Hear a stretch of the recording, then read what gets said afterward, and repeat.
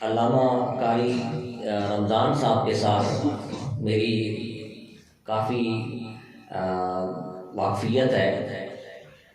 یقیناً یہ آپ کے علاقہ کے لیے، آپ کے اس گاؤں کے لیے یہ یقینی طور پر مفید ثابت ہو رہے ہیں اور انشاءاللہ ہوں گے بھی۔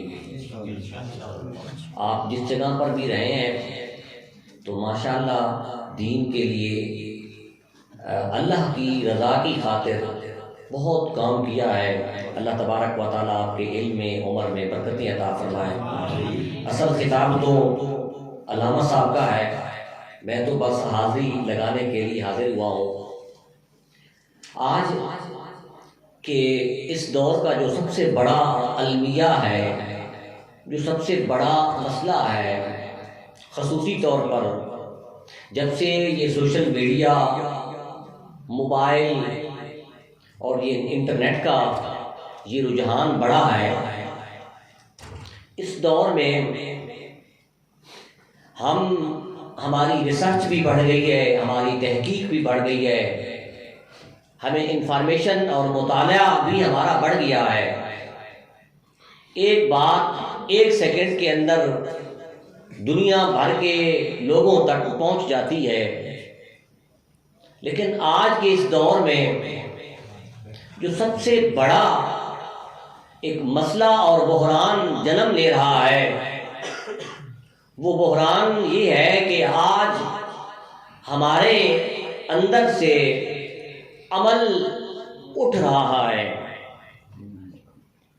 یقیناً اگر آپ آج سے کوئی 15-20 سال اپنی معلومات کا اپنے ساتھ کمپیئر کریں، موازنہ کریں، جو آپ کے پاس نالج آیا، علم آیا، آج معلومات ہمارے پاس زیادہ ہے، علم زیادہ ہے، ہم قرآنی آیات ہمارے پاس، احادیث، واقعات، سیرت، سب کچھ پہنچ رہا ہے، لیکن اگر ہمارے اندر کمی پائی جا رہی ہے تو وہ عمل کی کمی ہے۔ یہ بات ذہن میں رہے کہ دین ایک عمل کا نام ہے، دین اعتقاد کا بھی نام ہے، عقیدہ بھی رکھنا ہے، ساتھ ساتھ سب سے بڑا جو دین کا ایک اہم کام جو ہمارے اوپر فرض ہے، لازم ہے، وہ عمل ہے۔ آج حضرت ابوبکر صدیق رضی اللہ تعالی عنہ کی شان میں یہ جلسہ منعقد ہے۔ حضرت ابوبکر صدیق رضی اللہ تعالی عنہ کی سیرت کے حوالے سے اور آپ نے جو عمل کر کے دکھایا ہے، اس کے بہت پہلو ہیں۔ ان میں سے ایک پہلو جو ہے صدیق، حضرت ابوبکر صدیق کا لقب ہے کہ صدیق کا معنی کیا ہے، اور صدیق کا ایک معنی صرف بیان کروں گا اور آپ سے اجازت لوں گا۔ صدیق کا آپ نے معنی ایک سنا ہے، تصدیق کرنے والا۔ حضرت ابوبکر صدیق وہ ہیں جنہوں نے مردوں میں سے سب سے پہلے رسول کریم صلی اللہ علیہ وسلم کی رسالت اور نبوت کی تصدیق کی ہے۔ حضرت ابوبکر صدیق وہ تصدیق کنندہ ہیں، وہ تصدیق کرنے والے ہیں جنہوں نے آپ کی رسالت اور نبوت پر کوئی دلیل نہیں مانگی۔ حضرت ابوبکر صدیق رضی اللہ تعالی عنہ کا تصدیق کا لقب یہ بھی آپ نے سنا ہے کہ واقعہ معراج کو رسول اکرم صلی اللہ علیہ وسلم جب معراج پر گئے تو آپ کی تصدیق کرنے والے ہیں۔ لیکن یہ پہلو کہ صدیق کا ایک معنی سچ بولنے والا بھی ہے، اور یہ سچ بولنے کا جو تعلق ہے یہ میرے اور تمہارے عمل کے ساتھ ہے۔ حضرت ابوبکر صدیق سچ بولنے والے تھے، اور جس کی تصدیق کر رہے ہیں وہ بھی سچ بولنے والے تھے۔ رسول اکرم صلی اللہ علیہ وسلم کو صادق کہا جاتا تھا، سچ بولنے والے رسول اکرم صلی اللہ علیہ وسلم نے زندگی میں کبھی جھوٹ نہیں بولا، اور حضرت ابوبکر صدیق آپ کے بچپن کے یار ہیں، بچپن کے دوست ہیں۔ نہ ابوبکر نے کبھی بچپن میں جھوٹ بولا ہے، نہ رسول اکرم صلی اللہ علیہ وسلم نے کبھی بچپن میں جھوٹ بولا ہے۔ رسول اکرم صلی اللہ علیہ وسلم مدینہ طیبہ سے باہر، ایک واقعہ، مدینہ طیبہ سے باہر رسول اکرم صلی اللہ علیہ وسلم موجود تھے، ایک وہاں پر قافلہ آ گیا۔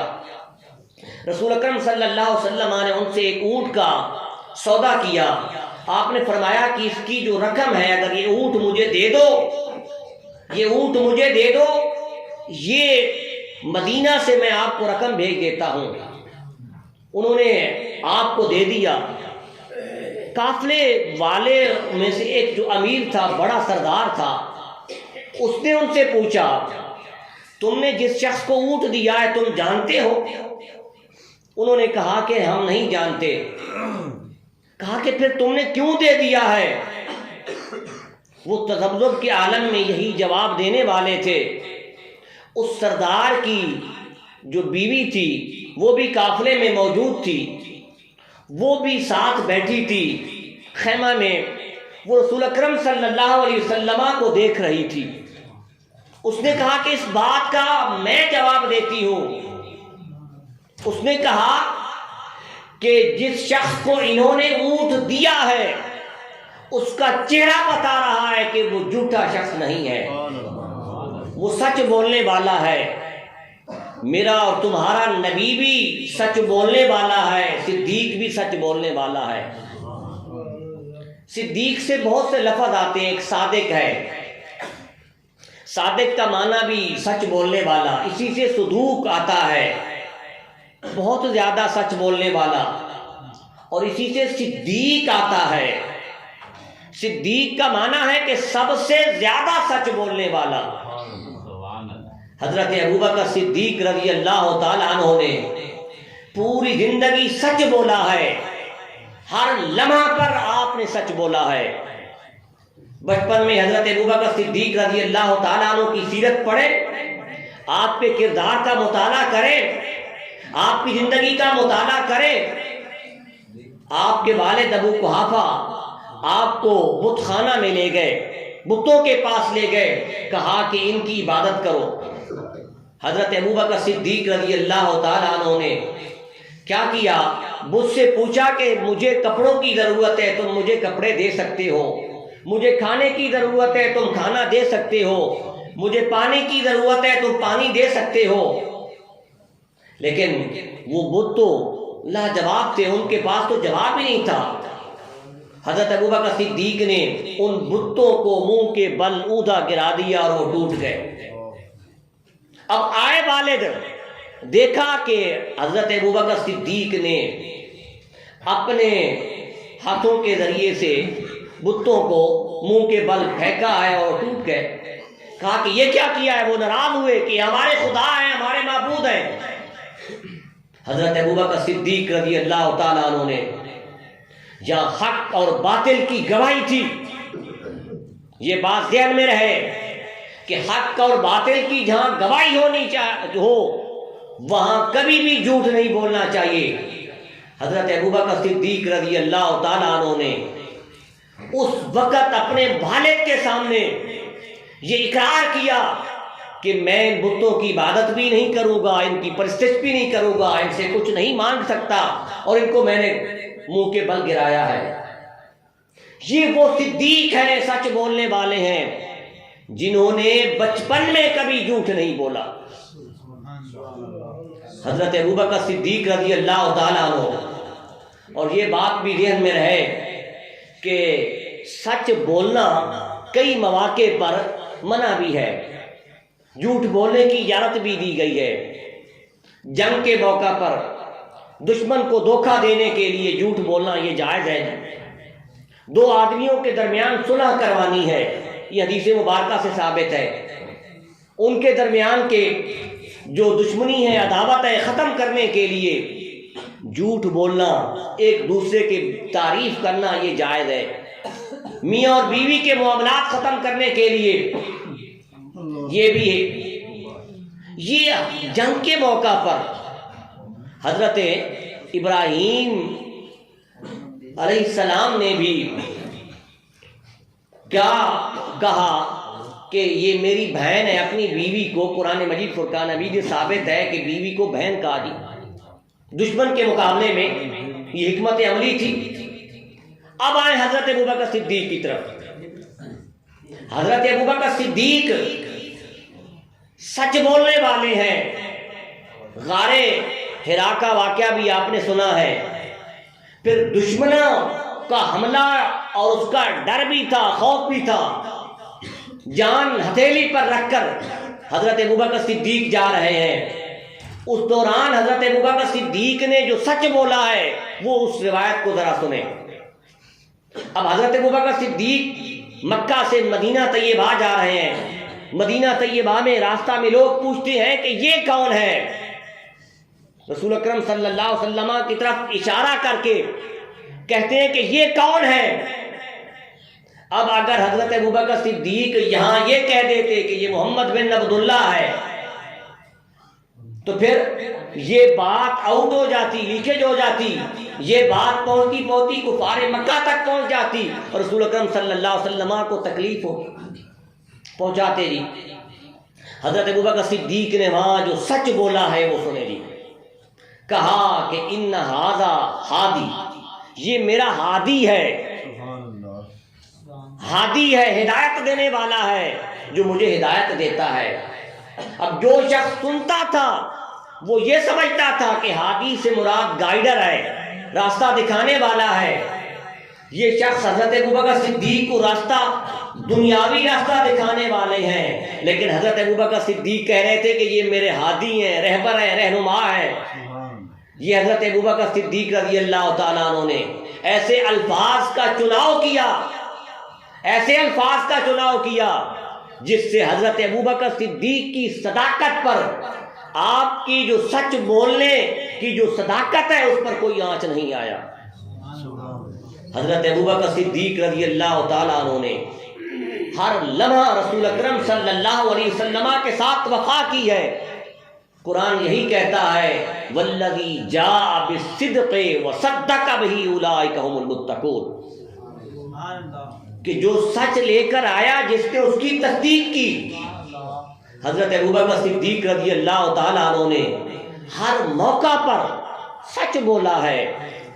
اور حضرت ابوبکر صدیق نے جب پہلا خطبہ ارشاد فرمایا، جب خلیفہ بنے، خلیفہ بننے کے بعد جو پہلا خطبہ ارشاد فرمایا ہے، اس وقت آپ نے بہت سی باتیں کی ہیں۔ یہ بھی کہا ہے کہ میں انسان ہوں، بھول سکتا ہوں، اور وہاں کیا فرمایا؟ ان الصدق امانۃ، کہ صدق جو ہے، سچائی میرے پاس امانت ہے۔ کہا کہ خلیفہ کی ایک بنیادی ذمہ داری یہ ہے کہ وہ لوگوں کے سامنے سچ بولے۔ کہا کہ جس جگہ پر میں جھوٹ بولوں تم مجھے پکڑ سکتے ہو۔ یہ حضرت ابوبکر صدیق رضی اللہ تعالیٰ عنہ کا کردار ہے، یہ عمل ہے کہ سچ بولنا۔ اور پھر سچ جو بولنے والا ہوتا ہے وہ انعام پاتا ہے۔ قرآن مجید فرقان حمید نے ایک مقام پر کیا فرمایا کہ اللہ تبارک و تعالیٰ ان کی سچائی کی وجہ سے ان کو سچائی کا انعام دے گا۔ کیا کہ جنات تجری، ان کے لیے جنت میں باغات ہوں گے۔ یہ سچ کا قرآن مجید فرقان حمید نے صدق عطا کیا ہے۔ حضرات محترم، آج کے اس دور میں اور آپ حضرت ابوبکر صدیق کی سیرت کے، حضرت ابوبکر صدیق کی شان کے، آپ کے عاشق ہونے کا جو دعویٰ کرتے ہیں، ان میں ایک یہ پہلو جو آپ کی سیرت کا ہے، آپ کا عملی پہلو ہے، وہ ہے سچ بولنا۔ ہم کتنا اپناتے ہیں، ہم اس پر کتنا عمل کرتے ہیں۔ آج دیکھ لیں کہ سوشل میڈیا کے اوپر جھوٹ زیادہ پھیلایا جاتا ہے، جھوٹی خبری پھیلائی جاتی ہے، ہم اس کو فارورڈ کر دیتے ہیں واٹس ایپ گروپ میں، فیس بک کے اوپر۔ رسول اکرم صلی اللہ علیہ وسلم نے یہ فرمایا کہ انسان کے جھوٹا ہونے کے لیے یہ بات بھی کافی ہے کہ جو کچھ وہ سنے اس کو آگے بیان کر دے. جھوٹا ہونے کے لیے یہی بات ثابت ہے، بس کافی ہے. یہ جو ہم سوشل میڈیا کے اوپر بغیر تصدیق کے آگے یہ باتیں فارورڈ کرتے رہتے ہیں، میسج فارورڈ کرتے رہتے ہیں، یہ سچ کے اصولوں کے خلاف ہے. جس بات کی تصدیق ہو اس کو آگے بھیجیں، فارورڈ کریں. جس کی تصدیق نہ ہو، کوئی آپ حدیث آپ کے سامنے آ گئی ہے کسی آپ قاری صاحب سے، عالم سے، کسی مستند آدمی سے، اس کی تصدیق تو کر لیں. یہ آپ دیکھتے ہیں ہر مہینے چاند کے متعلق حدیث پھیلائی جاتی ہے جی کہ جس شخص نے رجب کا چاند دیکھا، جس نے جمادی الاول کا، جس نے فلاں چاند دیکھا، اس کے لیے فلاں فلاں انعام ہے. ہم اس حدیث کو آگے بھیج دیتے ہیں. حضرات محترم، یہ جو پہلو ہے سچ بولنے والا، یہ اپنے اندر اپنائیں. اور پھر یہ دیکھیں کہ ہم آئے روز موبائل کے اوپر، کال کے اوپر کتنا جھوٹ بولتے ہیں. پھر ہمارا میڈیا دیکھ لیں، سوشل میڈیا دیکھ لیں، وہ لوگ کتنا جھوٹ کو وہ پروان چڑھا رہے ہیں. حالانکہ یہ رسول اکرم صلی اللہ علیہ وسلم کی جو اچھی صفات تھیں، ان صفات میں سے ایک صفت یہ بھی تھی کہ رسول اکرم صلی اللہ علیہ وسلم نے کبھی جھوٹ نہیں بولا. اور حضرت ابوبکر صدیق رضی اللہ تعالیٰ عنہ کا جو صدیق لقب ہے، صدیق کا ایک معنی یہ بھی ہے کہ سچ بولنے والا. اور صدیق جو سچ بولنے والا ہوتا ہے وہ کبھی کسی سے ڈرتا نہیں ہے، کسی سے چھپ کر نہیں. صدیق کا جو سچ ہے اس کے لیے 3 چیزوں کا ہونا ضروری ہے. جو صدیق سچ بولنے والا ہے اس کے لیے 3 چیزوں کا ہونا ضروری ہے. ایک ہے کہ زبان سے بھی وہ سچ بولے، زبان سے سچ بولے. دوسرا یہ کہ اس کا عمل جو ہے وہ بھی سچا ہو. 2 چیزیں ہو گئی. زبان کے ذریعے سے جو بات کر رہا ہے وہ بھی سچی ہو، اس کا جو عمل ہے، پریکٹیکل ہے، وہ بھی سچا ہو. ایسا نہیں ہے کہ زبان پر کچھ اور ہو اور اس کا عمل کچھ اور ہو، جیسا کہ آج ہمارا حال ہے، واعظین کا، مقررین کا حال ہے کہ ہماری زبان پر کچھ اور باتیں ہیں اور ہمارا عمل کچھ اور ہے. تیسرا، صدیق کے لیے ایک اور چیز کا ہونا ضروری ہے. صدیق کے لیے لازم ہے کہ اس کا حال جو ہے، اس کا دل، وہ بھی سچ بولے. اور یہ تینوں صفات حضرت ابوبکر صدیق رضی اللہ تعالیٰ عنہ کے اندر پائی جاتی ہیں. اور ایک حدیث مبارکہ ہے کہ اللہ تبارک و تعالیٰ نے صدیق کا نام آسمانوں کے اوپر لکھ دیا ہے. اور صدیق تین کی ایک جماعت ہے جس کا درجہ انبیاء سے کم ہے، جس کے متعلق قرآن کیا کہتا ہے؟ انعم اللہ علیہم من النبیین والصدیقین والشہداء والصالحین. پہلا گروہ نبیوں کا ہے، دوسرا گروہ صدیقین کا ہے، تیسرا گروہ شہداء کا، چوتھا صالحین کا ہے. یہ صدیقین ہیں جو سچ بولنے والے ہیں، تصدیق کرنے والے ہیں. اور حضرت ابوبکر صدیق رضی اللہ تعالیٰ عنہ کے اندر یہ صرف سب سے زیادہ پائی جاتی تھی. حضرات محترم، آج دیکھیں کہ ہم کتنا جھوٹ بولتے ہیں، کتنا دھوکہ دیتے ہیں لوگوں کو. اور پھر یہ بھی دیکھ لیں کہ ہمارے اندر یہ بھی خوف ختم ہو گیا ہے کہ ہم مسجد کے اندر بھی جھوٹ بول رہے ہیں، ہم گھر کے اندر بھی بول رہے ہیں، ہم چھوٹے سے بھی جھوٹ بولتے ہیں، بڑے سے بھی جھوٹ بولتے ہیں، حتیٰ کہ اپنے والدین سے بھی جھوٹ بولتے ہیں. ہمارے نوجوان جو ہیں، بچے جو ہیں، ان کو والدین کہتے ہیں کہ آپ ادھر نہ جائیں، اس طرف نہ جائیں، وہ کہتے ہیں کہ ہم نہیں جائیں گے، فلاں کام غلط نہیں کریں گے. لیکن والدین سے بھی وہ جھوٹ بول رہے ہیں، دھوکہ کر رہے ہیں. رسول اکرم صلی اللہ علیہ وسلم نے منافقین کی جو صفات بیان کی ہیں، خصوصیات بیان کی ہیں، ان میں سے ایک صفت یہ بھی بیان کی ان کی کہ منافق وہ ہے جو جھوٹ بولتا ہے، منافق وہ ہے جو وعدہ خلافی کرتا ہے. تو ہمارے اندر وہ خصوصیات پیدا ہو رہی جو منافقین کی ہیں. ہم نے تو اپنے اندر خصوصیات حضرت ابوبکر صدیق والی پیدا کرنی تھی. دعا فرمائیں کہ اللہ تبارک و تعالی ہمیں حضرت ابوبکر صدیق رضی اللہ تعالیٰ عنہ کی سیرت اور صورت پر عمل کرنے کی توفیق عطا فرمائے. میں نے اپنے مختصر کلمات میں حضرت علامہ مولانا مفتی عبدالرزاق صاحب کا ذکر کیا. ان کے صاحبزادہ والا شان بھی یہاں موجود ہیں. دعا ہے کہ اللہ تبارک و تعالیٰ ان کی زندگی میں برکت عطا فرمائے اور ان کو صحت کاملہ اجر عطا فرمائے. یقیناً میں بھی خوش نصیب ہوں کہ آج اسی محفل کے بہانے ان کی زیارت ہو گئی ہے. رسول اکرم صلی اللہ علیہ وسلم نے فرمایا کہ جو شخص علماء کی محفل میں بیٹھتا ہے، علماء کی محفل میں بیٹھتا ہے، وہ بھی عالم بن جاتا ہے. اور علماء کی محفل میں بیٹھنے سے علم حاصل ہوتا ہے. تو دعا کریں کہ اللہ تبارک و تعالیٰ اس مدرسہ کو بھی دن دگنی رات چگنی ترقی عطا فرمائے. وما علینا الا البلاغ.